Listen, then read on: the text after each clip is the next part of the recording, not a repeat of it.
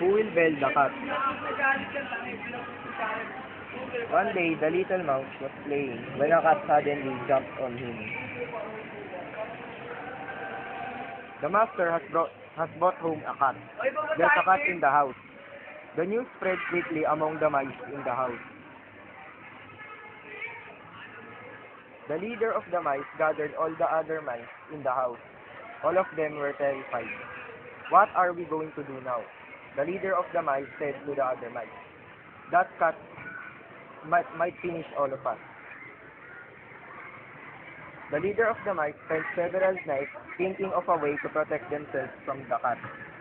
We need to be warned every time that cat comes near us, he said to himself. After a few days, the leader of the mice gathered all the other mice again.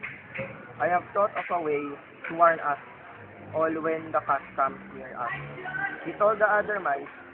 Then he bought a small bell on a string. This bell must be put around the cat's neck. The ringing will warn us when she is near. Then all of us can run to safety. But who is going to put the bell around the cat's neck? Who of the mice asked? One of you will. The leader of the mice said, who among you? The mice looked at one another in fear. The oldest mouse wiggled his tail regretfully. I'm too old to do this.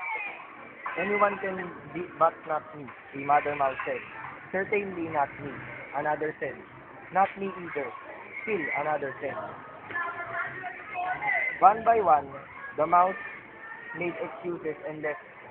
In the end, nothing was done to solve their problem. That's the end of our story.